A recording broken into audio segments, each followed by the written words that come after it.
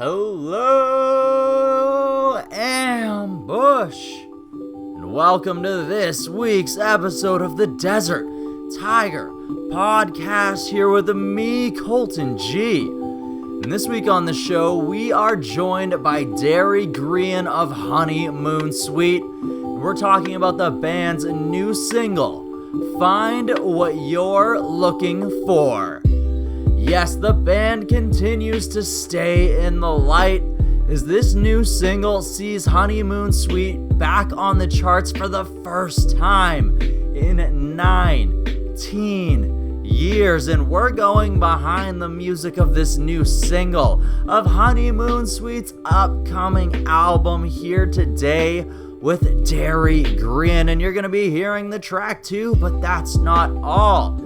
Because we're going all the way back to the start when Derry ended up meeting lead singer Jonnie Dee when he joined Honeymoon Suite, and when a song that he wrote named New Girl Now helped carry the band across North America, pretty much making them a household name. And we're going to go into what that process was like, what it was like having some of the Honeymoon Suite catalog used in high-profile movies and television shows like Miami Vice, like Lethal Weapon. Of course, there was also a little bit of troubles along the way, like during their third album when lead singer Jonnie Dee had his leg broken when he was hit by a car in LA. We're going to talk about how that affected that album's process. We're going to talk about the group's albums through the 90s and the 2000s. We're going to touch on that. And then, like I said, we're going to get into the details of these new albums, the new tracks, including their last year single, the 2019 single, Tell Me What You Want. And we're going to dive into the music video for that song. Heck, we're going to dive into, Derry's, we'll call it love of shooting music videos. You guys can find out more about that as we get into this episode. All of this and more in today's episode of the Desert Tiger Podcast, and it's all brought to you by DesertTigerMerch.com. Head on over there, cop yourself something, rep this show everywhere you go, and do it in style. And with that being said, I think it's time that we went ahead and spun Honeymoon Suite's latest single, the one that finds them back on the charts. Yes, this is Find What You're Looking For.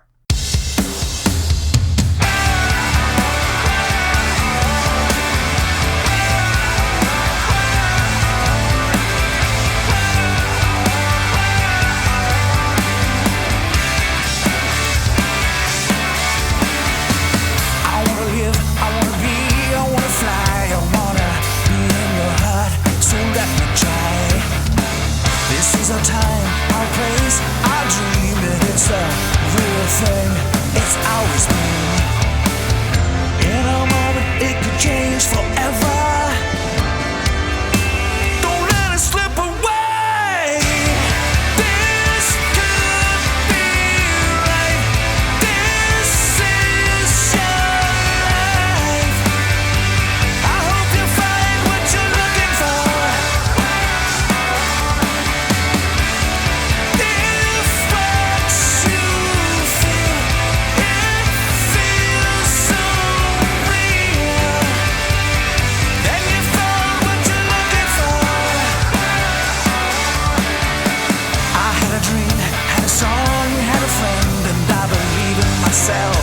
To the very end. Keep your faith, keep the light, keep it true, and I know the same things will happen for you. You lose your way, I will find you. I won't let you down. This could be right. This is your life. I hope you find what you're looking for. If what you feel, it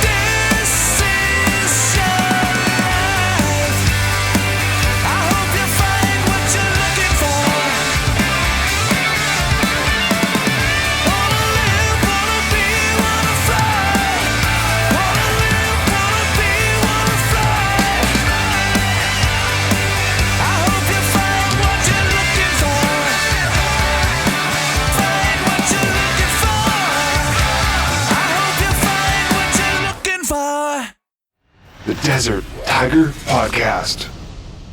Hello, Derry. This is Colton Geschwantner from the Desert Tiger Podcast. Colton, how are you? I am fantastic, and how are you doing today? I'm good today, man. Very good. I love to hear it. I love to hear it. Where are you? I am located in Kamloops, British Columbia. Wow. Okay. Know it well. How's everything out there? Everything's going pretty good, actually. Out here in the Okanagan, Thompson, Nicola region, it's still staying pretty healthy and otherwise, which is good. And it's also just, a beautiful day otherwise, which is nice. No forest, not too many forest fires out this year, so it's just been a good summer. Yeah, man. I love that part of the country. We come out there every year and do some shows in the interior there. Great place. Cool. Mm-hmm. Yes, you guys were supposed to be here this spring, were you not? That's right. We're supposed to be. We were supposed to be a lot of places, but not to be this year anyways. Yes, of course. But the future can hold beautiful things, though. Yeah, for sure. Awesome. All right. So are you ready to go? Yeah. Fantastic. So we come together today to talk about Honeymoon Suite, who of course is coming onto the charts for the first time in 19 years, right before the 40th anniversary of the band. But of course, there's a little bit of a journey to get there, and we're talking with Derry, the lead guitarist, the chief songwriter of the group. And of course, he wasn't exactly with the group when it started. So my first question, Derry, is how exactly did you come into the Honeymoon Suite fold after their original lead guitarist parted ways with the group? Jonnie and I were both living in Toronto at that time. We hadn't actually never met, which is odd because we both grew up in the Niagara Falls area playing in different bands. Jonnie moved up to Toronto and started the band, and I was kicking around town with another band, and that kind of went south. So we had a booking agent who was a mutual connection for us, who later became our manager, and he was booking Jonnie's early Honeymoon Suite band, and I phoned him up one day and said, I just lost, my gig in this other band. You got anything, any bands that are looking for a guitar player? And he put Jonnie and I together. He thought I'd be a good fit, and bang, good call. Very good call. It's been a powerful duo that has gone the distance for a long time, and of course it starts out with that connection and a song that still carries you very strong throughout, New Girl Now. So looking back, what was it like to write that song and to have it put you on the prefaces of the Canadian music scene? Wow. Well, I never would have thought that when I wrote the song, which was several years earlier when I was in college, actually, sitting in my kitchen and just jamming out. I was at a music college and just starting to write songs, and I wrote that one fairly quickly, and I kind of put it on the shelf. I demoed it at this college and put it on the shelf for a while and did some other gigs, and then when I hooked up with Jonnie, I realized that we could be much more than a cover band, and we could start doing originals. I played the demo for Jonnie early on, and he said, we have to do that song. We got to put it in the show. So we did, in with all the cover songs we played to keep working. Fast forward a little bit, the Q107 Homegrown Contest came up, was on at the time, and we submitted a demo of New Girl Now to that, and it won, got airplay, got the labels out, got us our record deal, did our record. Song came out, it was an instant hit, man. Fast track. It was really amazing. No, it definitely puts you right at the face of pretty much the 80s, connecting you to various different movements and connections as you guys continue to grow, as you continue to move. And of course, one of the first things that you guys did in the United States as you broke into that market was the American Bandstand with Dick Clark. What was it like breaking out into America after probably playing the Canadian bar scene for quite a few years? Exactly, man. It was mind-boggling. I mean, the first year or two that Jonnie and I had Honeymoon Suite going, we were putting a new band together, like getting the right people in the band while we were a 6-night-a-week cover bar band playing the Northern Ontario circuit. You know, fast forward, like I said, again, we get the record deal and everything else, and we were signed to WIA in Canada. But at the same time, we had some American labels came up to one of our showcase gigs in Toronto. And Warner Brothers signed us in the U.S. So that was the big thing that got us released in the States. It was also the dawn of MTV and Much Music. So we were making videos now, and that got on Much MTV. So just one thing leading to another, we got an American booking agency, and they started looking for tours. So going from playing a 6-nighter in Sudbury, and maybe 6 months later, we're on a tour bus supporting Jethro Tull in arenas in America. It's crazy. No doubt. From taking the band just straight to the road, and I mean, obviously you guys were on the road before doing 6 nights a week, but it's an entirely different beast altogether. So once you guys are out there, you're on the road, suddenly you're becoming platinum musicians. How do you guys feel like you were growing? How was the American market accepting you? And then coming back home, what was it like to come back to Canada after having all of that success? Well, I think a lot of it is that we were ready for it, because from day one, John and I didn't want to be a cover band. We wanted success. We wanted a deal. We knew we had the goods to do it. So we worked really hard, old school. Even when we were in the bars, we played every night, and we worked on our show and our stage presence. So all of a sudden, you're on an arena stage. We kind of weren't a deer in the headlights. We kind of had our stage beat. We knew how to play a stage, and we adapted well and put on a show because we had our shit together. We were prepared. But going in America, man, it was so much fun. Like, the audiences down in the U.S., they are crazy. If they love you, they will let you know. And if they don't like you, they'll let you know right away, too.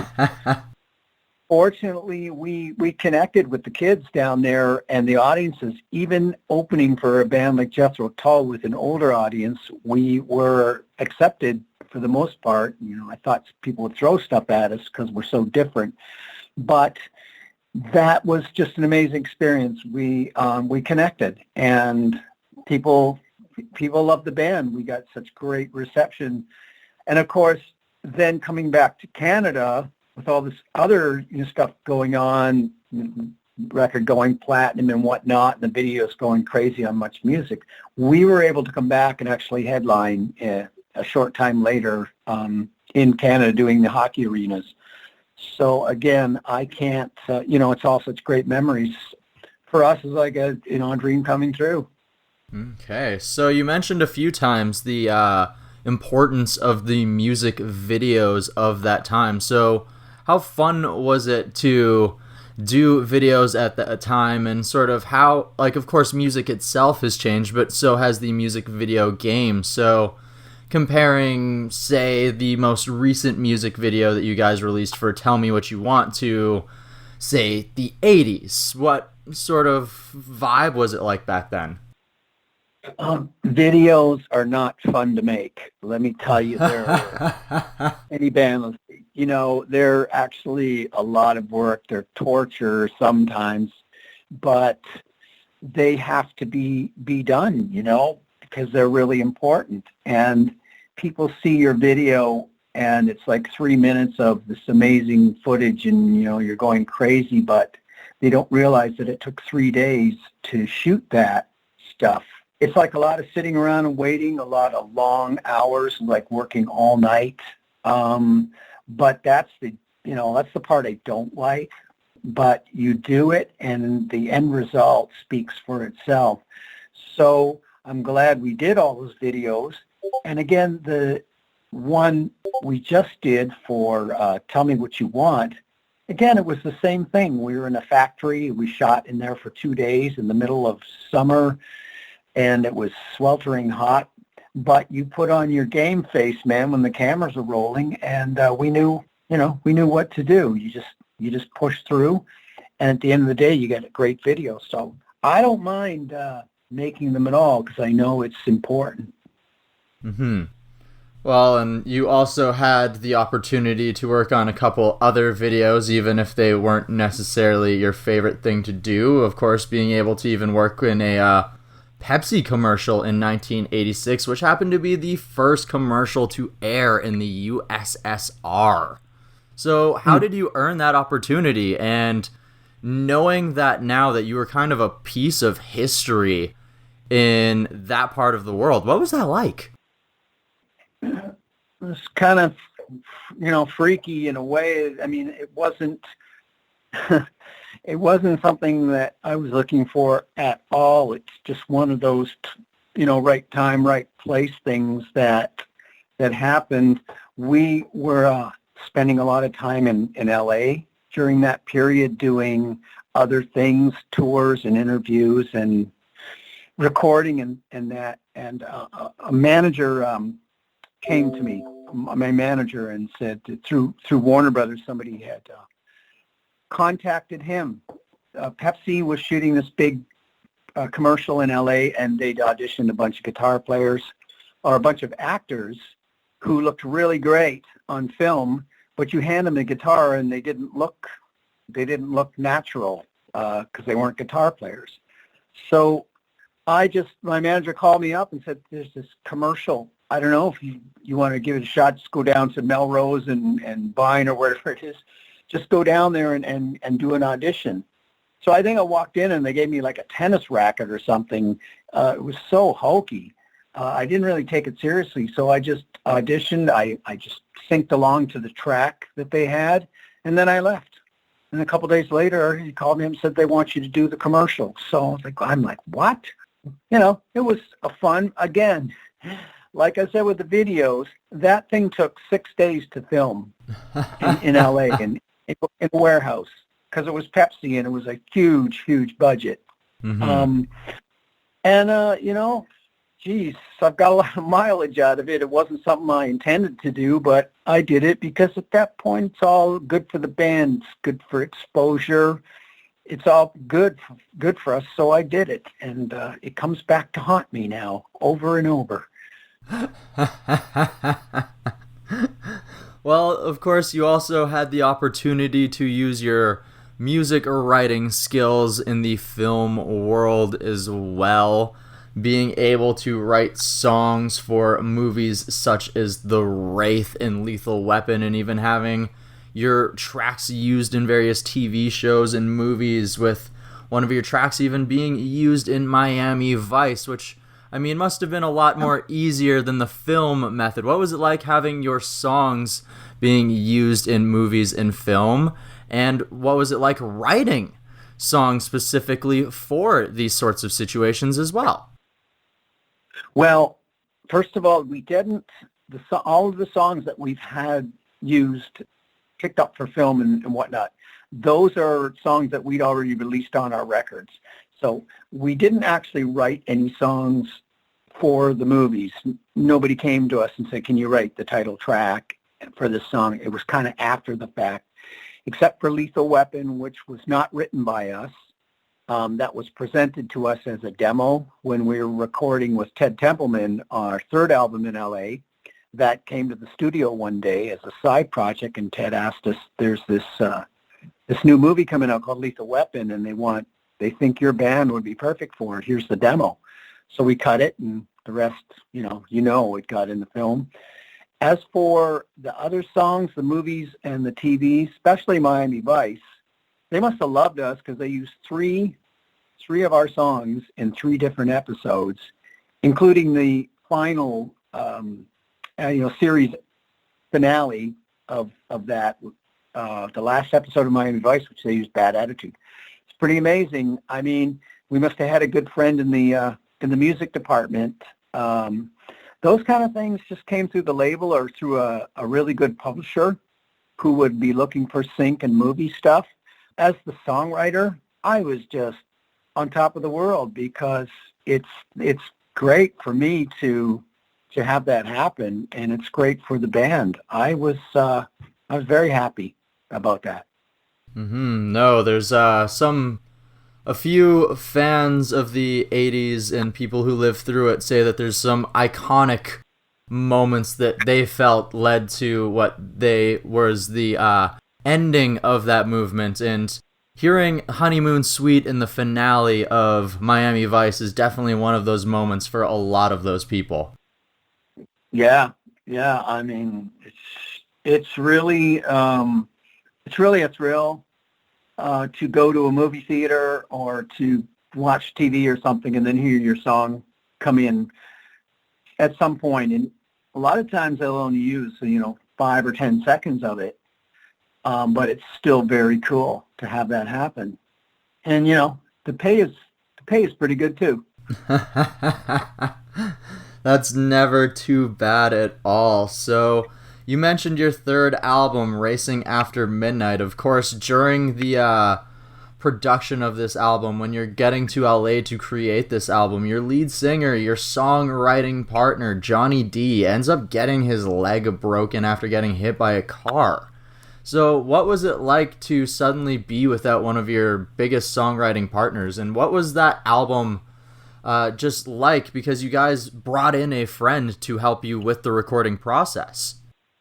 Well, what happened there was the record was basically not done. Jonnie had pretty much done almost all his recording, and he went to pick up his girlfriend at LAX. She was flying in from Canada, and some stupid lady hit him as he crossed the main street there to get into the terminal. It was terrible, and he really busted his leg up bad. So they had to fly him back to Canada for surgery and get multiple pins put in. It was a terrible time. It really hurt him bad, but we had the record done, fortunately, and it didn't really stop us that badly. Once Jonnie was repaired, he flew back to L.A., and he finished his final, I think he had one more vocal to do, and he's out on the studio floor on crutches and a cast singing the final vocal tracks. So we persevered, man, and we got it done. And I think even the first video that we shot for that album, Jonnie actually had a cast on his leg, although you wouldn't know it. So you know what? You just, these things happen, and we press on. And Jonnie was a real trooper. And, you go on, work through it. Very impressive. Definitely the road warrior musician mentality for sure. Okay, so moving on from those moments, you guys sort of start to saunter off with some of the excitement and the hype that you guys had built in the US. You're still finding moderate success in Canada, but you guys have a moment in the 90s where you lose quite a few of your key members and release one last album in that first string of Honeymoon Suite albums, that being Monsters Under the Bed. So that last album of that first string, what was that experience like?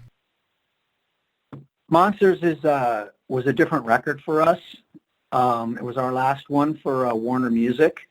And Dave and Gary had left the band at that point. The music was really changing in the beginning of the 90s with grunge starting to happen, which just killed all the 80s bands. But that's what happens in music. We went to Morin Heights in Quebec, me, Jonnie, and Ray, and we recorded up there. It was a great experience, and I think that album stands on its own as a really great classic album. It's not like The Big Prize or the first album. it's different. I think it's more mature. There's different subject matter on there, but at the same time, I think it's an amazing album. But it's just a different flavor. But that's fine with me because I don't want to make the same record over and over.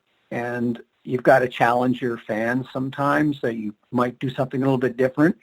However, you can't stray too far from what your sound is, and I'm very aware of that. And I don't think we did. And since then, we've gotten back to that, especially with the new single. It's like we are who we are, and that's what we put out.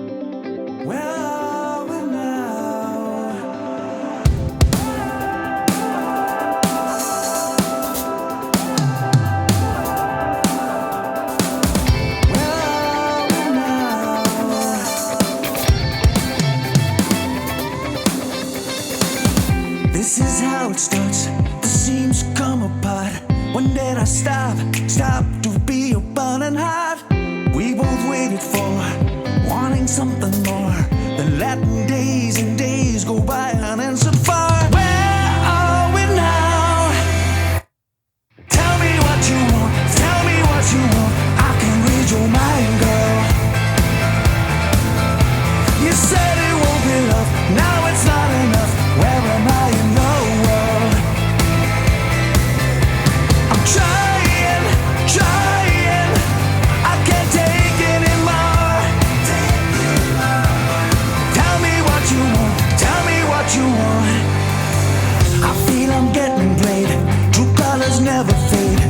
Why you talking down on me that way? Can't get no rest, I'll never know what happens next. You're always making me second guess. Where are we now? Tell me what you want, tell me what you want. I can read your mind, girl. You said it won't be love, now it's not enough. Where am I in your world? I'm trying, I can't take anymore. Tell me what you want, tell me what you want.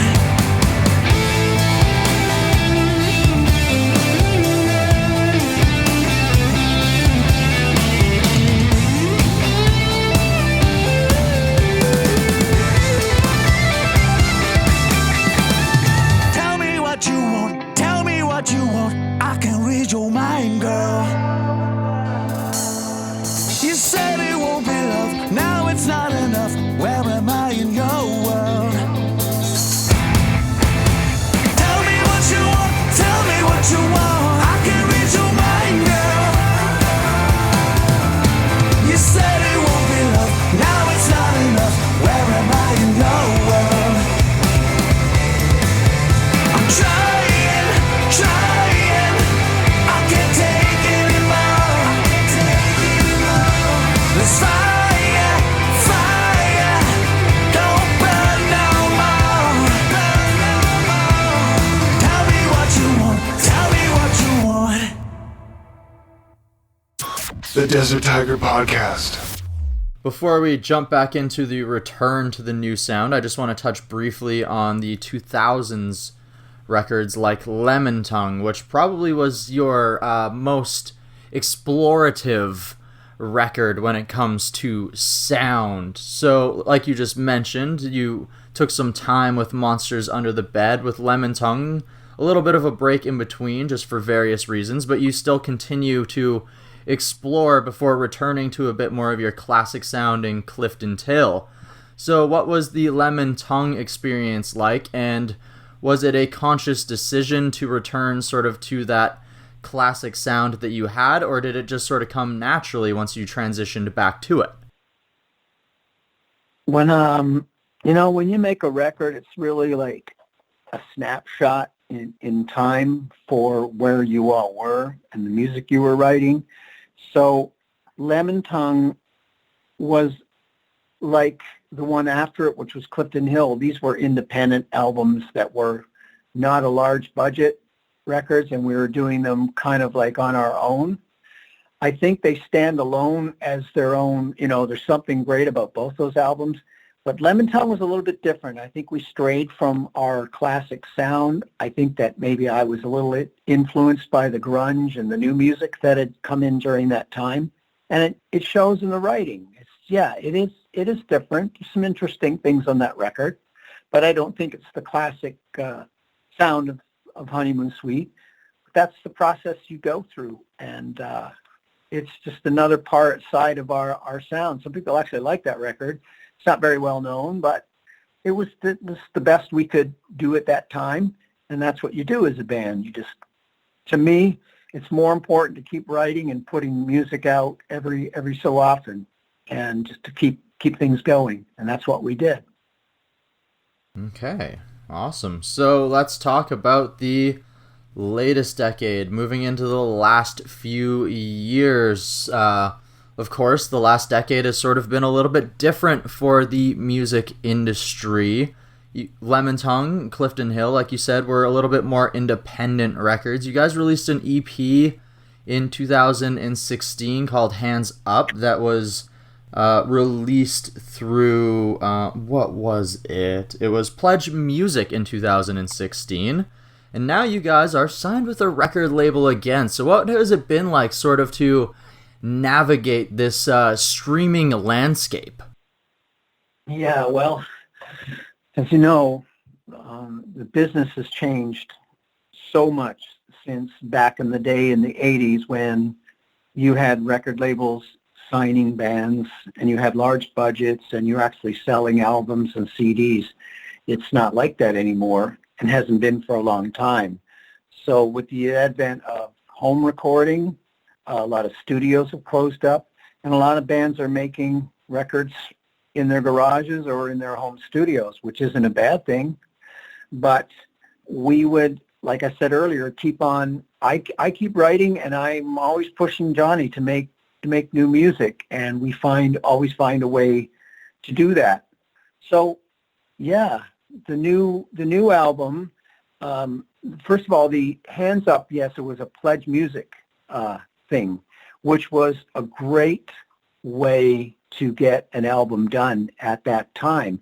They, of course, have gone under the Pledge Music company, which was left a lot of they screwed a lot of people out of money because they kept all the money, and it was a terrible time. And we had done our record just before that happened. Oh, wow. Fortunately, it was a great experience for us because it's basically your fans paying for your album.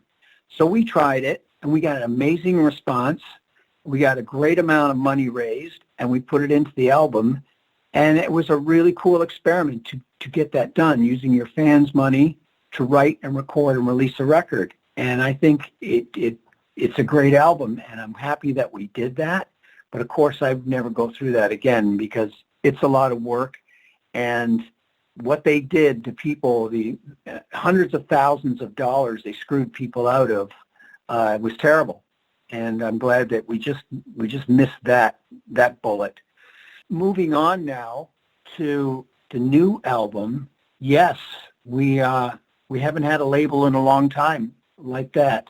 And my friend Mike Crumpus, who started the label, who's a Canadian guy actually, he and I kind of hooked up with him through my daughter Leah, who's a singer-songwriter. Initially, Mike and I and Leah wrote together for Leah's record, which she put out last year. And then subsequent to that, Mike started the label and was always a fan of Honeymoon Suite, told me to send him some new songs. I did. He loved it. And me and Mike and Jonnie started to work together. He signed us to the label, and here we are, almost with a record done. And Mike's an amazing producer. And I think this is the best thing we've put out in a long time. I can't wait to get it done, but have to wait for the pandemic to be over.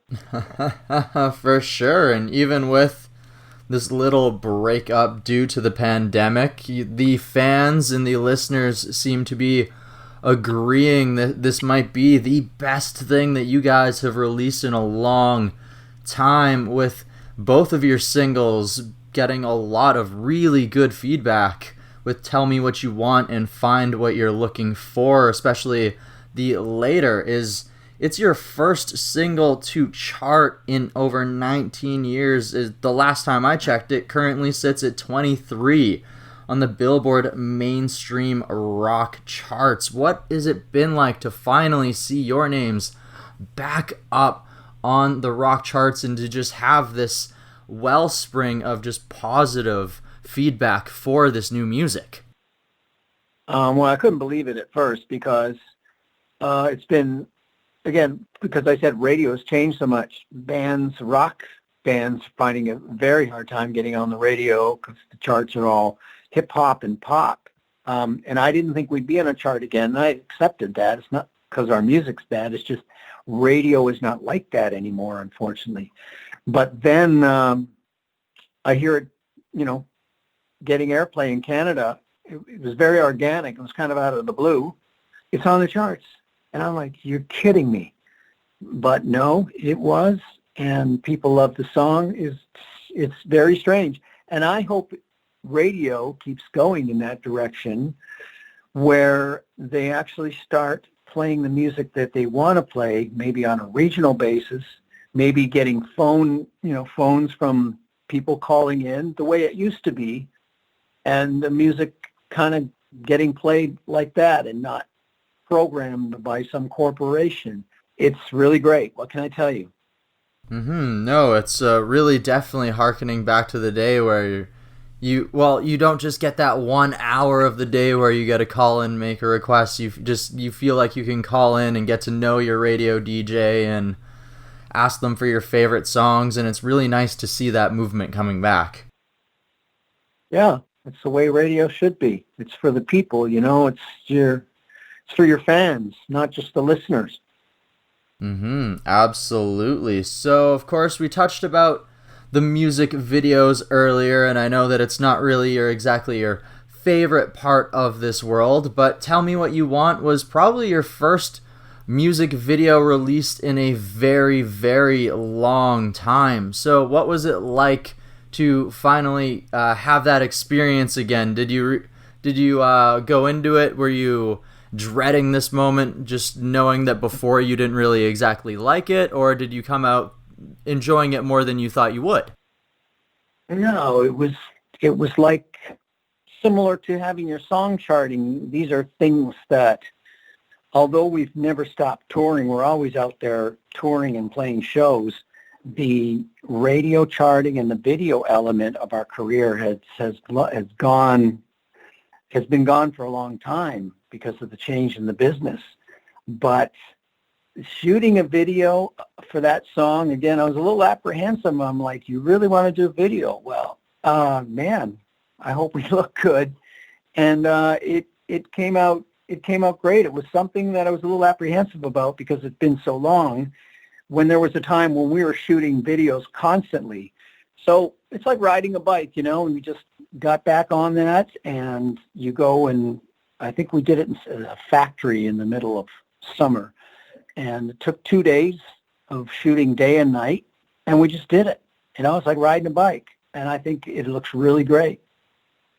No, it really, really does, and it shows off not only the band, but the song really nicely. And, of course, like we said, this is hyping up to a new album. So before everything sort of got shut down, where were you guys at in the production process of getting this album out into the world, and who's producing this album? All of that fun details. The tracks, we're pretty close to being done. There's a few vocal tracks and some guitar stuff that I need to do, but I would say the album's about 90% done. Our producer, like I mentioned earlier, his name is Mike Crumpus. He used to live in Nashville, where we started recording. Then about 6 months ago, we decided to move to England. So where Mike goes, we have to go. So he's got a studio over there in his house. And Jonnie and I made 2 or 3 trips over there earlier this year, the last one being in February. We came home, and then the pandemic hit. So that kind of put things on hold. In the meantime, we had enough tracks done to mix 2 songs, and like you mentioned, and put the 2 singles out to keep things going. And we're just waiting for the opportunity where it opens up and I can go to England and get my tracks finished, and the sooner the better. But it's out of our hands at the moment, and it's going to come out, and it's going to be amazing. I can't wait for people to hear the rest of it. But we're in a holding pattern like everybody else right now, and we'll get it out when we can. Well, of course, like you said, everybody's just sort of dealing with things day to day, and as we can, and as the world reopens, we'll get back to creating and doing the things that we can. But as we're doing that, you guys are still managing to stay connected with the fans through various videos and other things. So before the pandemic, did you have any plans to do any guitar tutorial videos, or was this just sort of spark of the moment thing just born out of this whole situation? I think I was doing them before the pandemic. It's something I've always wanted to do. You know, we're pretty on top of the trying to stay engaged through the social platforms like Instagram and Facebook. I feel that's really important. It didn't, the business changed. Now it's all social media for the younger bands and that, and you kind of have to adapt to the new model.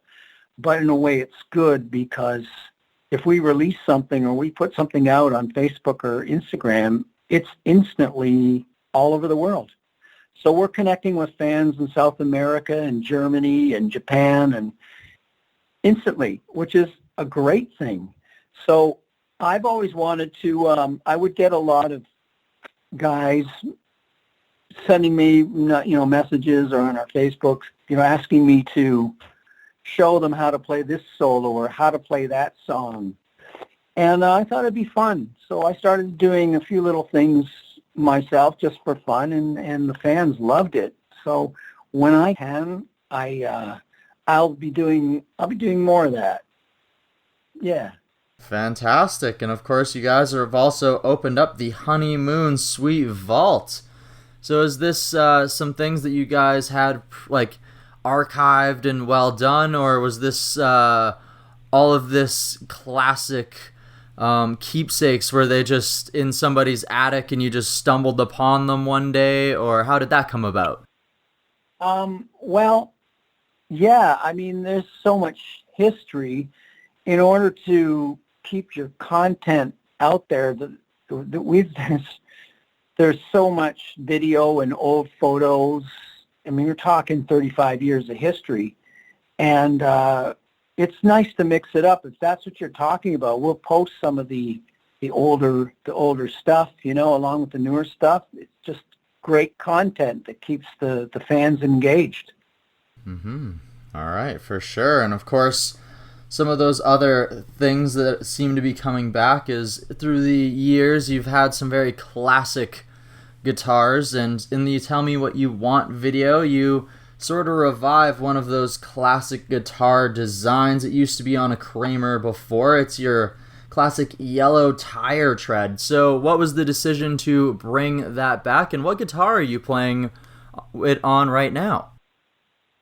Well, that guitar never actually left. That's one of my main guitars still in the live show. That's just, they call that the Derry Grehan Tread 1, and I've got 2 of them. They're both originally Kramers from the 80s, and the main one that I play is a Kramer, but it's kind of a mutt. It's got a Godin neck on it. So the reason I say that is because Godin Guitars in Canada is actually going to be producing a Derry Grehan signature model tread guitar very soon. Oh, wow. Yeah, my first one. And I've been working with that company for many years on other things, but they approached me maybe 6 months ago and said, we'd really like to work with you and put this out. What do you think? And I'm like, of course, I would love that. So we're working through it now.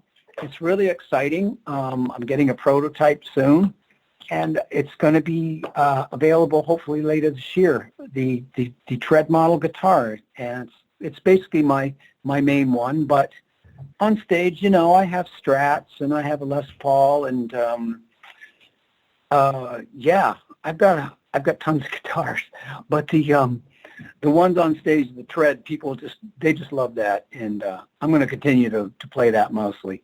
All right, awesome. Well, I hope that one day I can see you strutting it across the stage and continuing to pull out that fantastic Honeymoon Suite stage presence, hopefully in the future. Yeah, sooner than later, I hope. Yep. For sure. All right, Derry, I want to thank you so much for joining me here today to talk all about Honeymoon Suite and your guys' upcoming album. Yeah, man. Thank you. Nice talking with you. Yes, it truly was nice to be joined by Derry Grehan of Honeymoon Suite this week, and we played their new single, Find What You're Looking For, at the beginning of the show. We played their 2019 single, Tell Me What You Want, in the middle of the show. And you can find both of those tracks, plus the entire Honeymoon Suite catalog, yes, on your favorite music streaming service. If you're one of those people who's lucky enough to have it on vinyl already, go ahead and throw it on, give it a spin. But if you don't, yeah, your favorite music streaming service has it, and when you're there, hit follow so that when the new Honeymoon Suite album finally does drop, it can be in your ears ASAP. And with that, our final roaring DTP thank you to Derry Grehan of Honeymoon Suite for joining us here today to tell us all about the band. And I have to go ahead and thank the man Eric Alper for going ahead and setting the whole thing up. You guys know what it is. We have mad love for EA.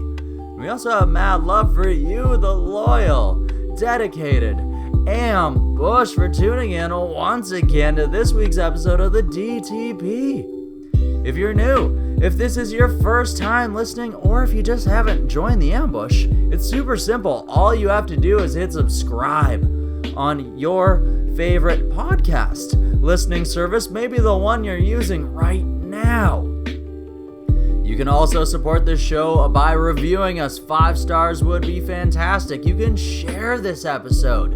It's as easy as taking a screenshot and sharing that picture. And if you do, we would be stoked if you tagged us, the Desert Tiger Podcast, me, Colton G, or Honeymoon Suite, so we can show you the love you deserve for doing so. And of course, if you want to go that one extra step, it is deserttigermerch.com, so that you can rep the show by copping yourself a little bit of merch. Yes, it's that easy. Next week, we're going to be releasing 2 episodes. On Tuesday, we're joined by Vanden Duel. And on Friday, we are joined by guitar virtuoso Ariel Posen. Yes, 2 episodes next week on 2 different days, and it all goes down here on the Desert Tiger Podcast. So let's get a little bit real. Today, when I'm recording this, it is my 8 years of being, alcohol free. Yes, since my last relapse. So like I've said in the past, when I tell you to put your paws in the sand, make your journey, find your mountaintop, find your desert oasis, I always tell you that there's going to be pitfalls and troubles and things you need to conquer.